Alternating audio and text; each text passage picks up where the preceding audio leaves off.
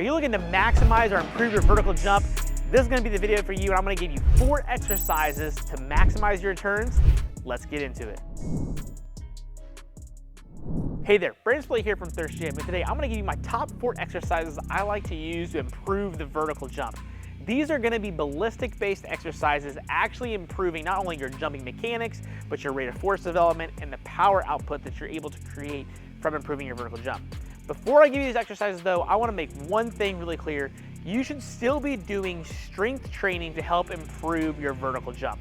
While the exercises I'm providing today are primarily done with body weight and working on reactive ability and just improving your jumping power, strength training, especially doing things like back squats, front squats, hex bar deadlifts, RDLs, split squats and lunges are fantastic exercises that should still be part of your training program to maximize your benefits. But these are 4 exercises that have tremendous carryover and ultimately are going to put inches on your vertical jump. And if you happen to need to test your vertical jump for a test or a combine or a showcase, these are going to help you get that done in a much faster fashion. So let's get into it. All right, the first exercise here is going to be Bulgarian Split Squat Jumps. And while jumping off 2 legs for our vertical jump test, or if you're measuring it or trying to jump as high as you possibly can is ideally the way to go, doing single leg jumping variations, I think, is the most missed out opportunity for improving your vertical.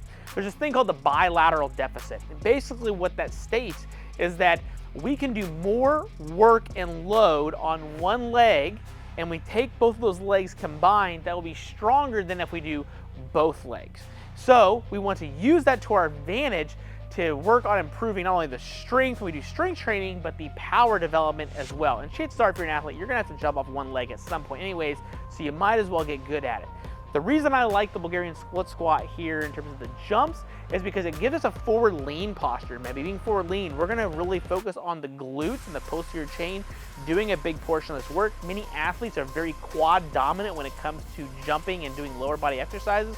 So learning how to use our posterior chain to jump can be great, but that forward lean is also going to teach us how to get in a more athletic position and stance when we go down in a single leg aspect, and that's going to mimic the counter movement aspect when we actually go to jump down. We're gonna be in a similar position that you'll see here when we go to do this. So you take your leg, place it on a bench or I got a split squat pad here or a couch, anything you have at home, and what we're gonna do is we're gonna bring our arms down. We're gonna go down, not as low as we can. The goal is not to get our knee to touch the ground. We just want to break at the hips so that we're in an athletic position and then jump as high as we can and do that rhythmically. So I'm gonna be here, jumping as high as I can, using my arms and being explosive and somewhat staying on my toes. So notice that while I'm doing this, I'm not landing whole-footed and being really heavy. I'm trying to stay springy and bouncy, but still get as high as I can. I can tell that I'm staying relatively toe heavy, and that's ultimately going to help not only develop our calves, but as I mentioned, our whole posterior chain on our legs to jumping higher. Recommend doing this for 4 to 5 sets of 3 to 5 reps per side. Do this at the beginning of your workouts, but I do think this is the #1 exercise that you're probably missing out on. Exercise number 2 is going to be band resisted vertical jump.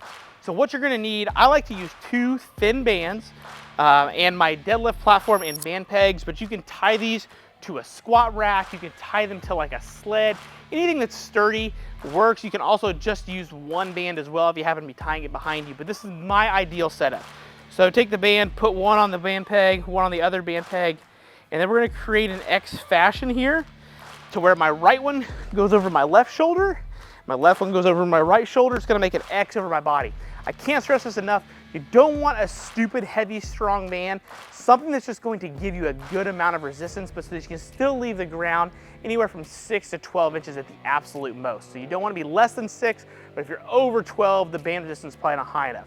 Now, the unique thing about bands is they create what's called overspeed eccentrics. And what that means is when we go to lower, the bands are obviously constantly pulling me down.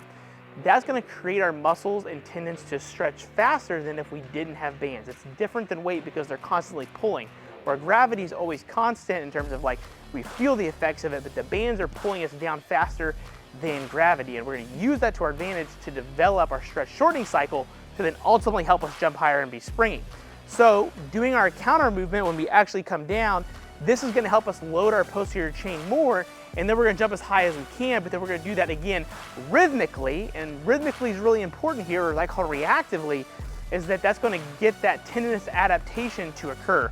So just a regular vertical jump, jumping as high as you can, trying to land again on the balls of the feet, and then doing that repetitively over and over and over.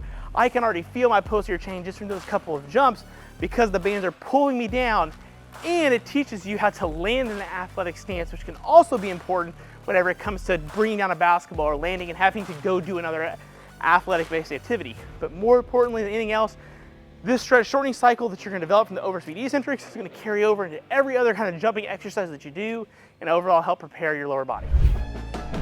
All right, exercise number 3 is going to be hurdle hops. And going back to what we talked about with the band resistant vertical jumps, hurdle hops are great, and that's going to improve our stretch shortening cycle and our ability to be reactive off the ground. So how many hurdles you have is totally personal preference. The height does kind of matter. You want something that challenges you, but you don't want it so high that you're landing to where you can actually hear your feet land really hard and heavy. That's a negative sign. We're not absorbing the force well, so therefore we're not going to create and get that force into whatever we're doing athletically, in this case jumping as high as we possibly can, but just any other athletic endeavor in general. So you want a little bit of space between your hurdles so that you can actually land in between them, but then going consecutively. And so again, it's going to improve our stretch shortening cycle in our posterior chain, in our Achilles, and by being reactive, we can stack these together to use that stretch shortening cycle so that when we actually go again to do that counter movement jump or actually come down to do our vertical jump, and when we actually go to test that or perform well high with it, that we're used to not only performing consecutive jumps, but we're getting those adaptations that we want to stay springy and bouncy. So just like it says with the hurdle hops, where you still want to use your whole arm action, you still want to jump as high as you can, landing on the balls of your feet, and again, going consistently into each rep, not breaking them up individually. So you're just going to jump as high as you can, staying on your toes, going back and forth, driving your knees up as high as you possibly can every single time.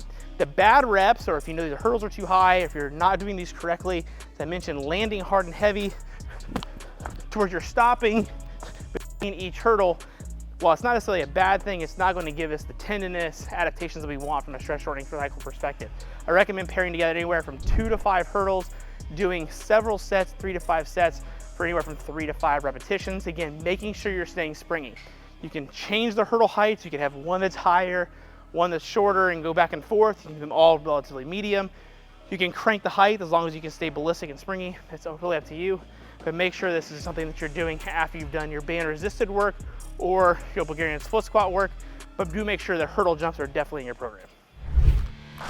All right, the 4th and final exercise I like for improving the vertical jump is the seated weighted vertical jump. You're gonna need a box and some light dumbbells. Now, I can't emphasize this enough. The weights that you're gonna use should not be super heavy. They should be around 10 to 15, 20% at the absolute most for more athletic and advanced athletes, but that 10 to 15% spot's great because it's gonna be enough to slow us down so we can actually work on getting some load in there from our perspective, but it's not gonna be enough that makes it to where we don't leave the ground very much. So again, just like with our band resisted vertical jumps, you still wanna make sure you're getting a couple inches off the ground, 3 to 6 inches at the absolute minimum, but if you're getting higher than 12, it could be potentially not enough load. So that gives you an idea of where you should kind of be. The box, we also want to make sure that we're actually above our knee joint. So at no point do I want to actually be in a deep squat position. I could probably even use a higher box for myself, even as short as I am. The goal here is to make sure that we're not in that deep squat position, because when we go to do a vertical jump, we never want to be in a full squat. So we want to make sure that we're training again at above that angle at a minimum to ensure that this carries over to our vertical jump. The other reason I like this is that by holding onto dumbbells or kettlebells or whatever weight it is going to take the arms out of the equation. It's going to purely focus on the lower body portion of the power, not using the arm swing, which is so important. It lets you hyper focus on just the lower half. And then with the box, what we're going to do as well is that as I go to jump, I want to make sure that I'm jumping as high as I can, but I'm getting a dead stop. So this works on rate of force development, which again can be great for improving your vertical jump, because if you are really springy, that is something that's great for repetitive jumps and that counter movement piece of getting that stretch shortening cycle out. But if we take that stretch shortening cycle out, working on rate of force development, which is a key component of anything that you do athletically, is ultimately going to drive your vertical jump up higher as well. So from this seated box position, just keep your arms down by your side. You're going to lean back just a little bit, and you're just going to raise your feet up about 1 or 2 inches off the ground so you can push them into the floor as hard as possible. You don't want to rock back, just a brief lift up so you can apply as much force into the ground. Jump as high as you can.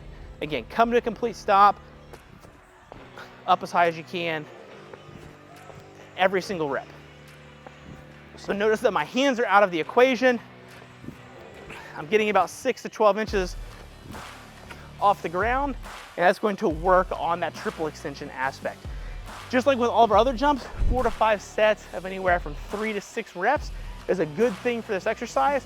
Because it is a little bit more intensive, because of the weight that we're using, this again is going to be a way that you could do after more of your reactive stuff.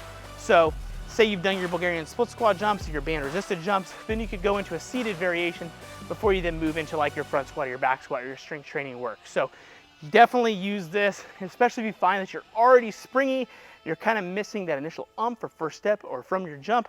This is going to be a game changer to help you drive up that vertical. So there you have it. There are my top 4 exercises to immediately improve your vertical jump that are specific towards jumping. Again, to briefly recap, I want to make sure that you should be doing some kind of strength training. Hard and heavy front squats, back squats, deadlifts, RDLs, lunges, split squat variations are all vital to maximizing your vertical jump. When it comes to implementing these exercises, you don't want to do them all in the same workout. That's not the point. The goal is to pick a couple for each training session that you do, so you can pick 2 to do at the beginning of the week, 2 to do at the end of the week, and combined, that should be enough to get your vertical jump moving in the right direction. Ultimately, this also comes down to providing as much effort as humanly possible into every single jump that you're doing, maximizing your technique, as we kind of talked about with the particular exercises, and the pitfalls you want to try to avoid, and then tracking your progress over time. After about 6 to 12 weeks of doing these exercises, along with some general strength training, you should for sure see anywhere from a 2 to 5 inch improvement on your vertical jump. If you haven't enjoyed today's video, do me a favor, hit that like button, subscribe, share with a friend. I really appreciate it, and I'll see you at the next video.